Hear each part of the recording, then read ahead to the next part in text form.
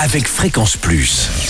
Surprenez votre famille et vos amis grâce au grand chef de Bourgogne-Franche-Comté. Cette semaine, je suis à Salins-les-Bains, dans le Jura. Vous nous écoutez aussi sur l'appli Fréquence Plus et le site web fréquenceplus.radio. Toujours en compagnie du chef Emmanuel Bouclan, dans les cuisines du Grand Hôtel des Bains à Salins. Bonjour chef. Bonjour Charlie. Alors aujourd'hui, homard breton en risotto et crème homardine au curry. Du homard ? Franchement, on y va pour du homard. On n'a alors. pas de mal à se faire plaisir de temps Ah en bah temps. oui, on n'est pas très loin de la Saint-Valentin, ça peut donner des idées.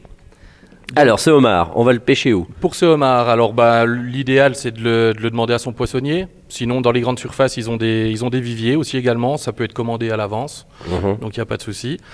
Il doit impérativement être vivant.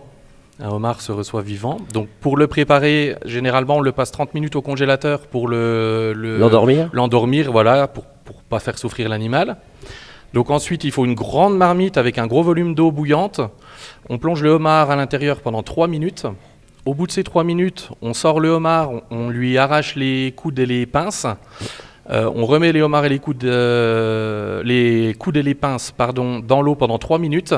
Et les corps du homard, on les plonge dans l'eau glacée pour stopper la cuisson. Donc une fois que la cuisson est terminée, on décortique le tout. Donc pour les corps, c'est pas très compliqué. Pour les pinces et les coudes, c'est un casse-noix. Voilà, c'est un peu plus pénible. Un casse-noix, même un petit marteau sur une planche, ça va très bien également. Donc tout ça, on le réserve. Ensuite, on passe à la bisque au curry. Donc c'est pas très compliqué à réaliser. Il faut du temps, un petit peu de temps. Donc pour ce faire, on enlève la tête du homard. Et dans cette tête, en fait, il y a tous les éléments qui vont nous apporter le goût du homard. Donc, avec du parfum dedans. Voilà, donc on les casse, pareil avec le marteau utilisé précédemment. Ensuite, on fait suer une garniture aromatique, donc oignons, carottes, un peu d'ail, un peu de verre de poireau si vous avez.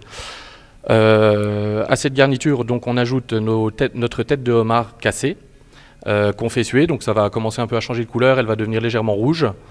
On peut également ajouter une petite cuillère à café de concentré de tomate si on veut pour vraiment renforcer la couleur. Moi je le fais pas parce que je trouve que ça dénature un peu le produit. Oui, c'est pas le même rouge. Voilà, c'est pas le même rouge et puis le goût de la tomate peut rapporter un côté sucré. Ensuite on déglace avec un petit peu de cognac ou un petit peu de whisky pour faire flamber le tout. Ça vient rapporter un petit peu plus de puissance au niveau du goût. Et puis derrière on rajoute 10 centilitres de bouillon. Donc là on partirait plus sur un bouillon de poisson, mais on pourrait le faire avec du bouillon de volaille. D'accord, aussi. Voilà, tout à fait.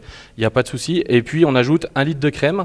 Et ensuite on va laisser cuire le tout doucement pour retirer un maximum de saveur. Oui, pour que ça prenne bien tous les parfums. Voilà, exactement. Ok. Donc une fois que notre bisque est réalisée, donc on la passe pour enlever tous les morceaux, donc dans une petite étamine. On la garde de côté et puis on passe à la réalisation du risotto. Donc pour le risotto, toujours éplucher et hacher une échalote. Ensuite, cette échalote, on la fait suer au beurre sans coloration. Ensuite, on ajoute un riz à risotto qu'on vient faire nacrer, donc on le rend un peu translucide. Du vin blanc, donc là le vin blanc sert à déglacer et puis apporter le côté collant du riz. En fait il va faire ressortir un peu tout le collant. Et une fois que le vin a réduit, on vient ajouter du bouillon de volaille, donc environ 1,5 fois le volume de riz que vous mettez. Et là on va laisser cuire, donc pour cuire un risotto c'est environ 14 minutes. S'il n'y a plus de bouillon, on vient rajouter un petit peu de bouillon, c'est pas un problème, justement pour pas que ça brûle. Et puis donc au bout des 14 minutes, on doit garder un riz un peu croquant. Donc au bout des 14 minutes, on le stoppe. Et puis après, il suffit d'ajouter de la crème et du fromage et notre risotto est terminé. Merci chef, merci Emmanuel Bouclan, ici au Grand Hôtel des Bains à Salins, avec le prochain épisode, le dessert, le parfait glacé. D'ici là, chouchoutez vos papilles. Chaque semaine, découvrez les meilleures recettes des grands chefs de Bourgogne-Franche-Comté. Du lundi au vendredi, à 5h30, 11h30 et 19h30, chouchoutez vos papilles. Fréquence Plus.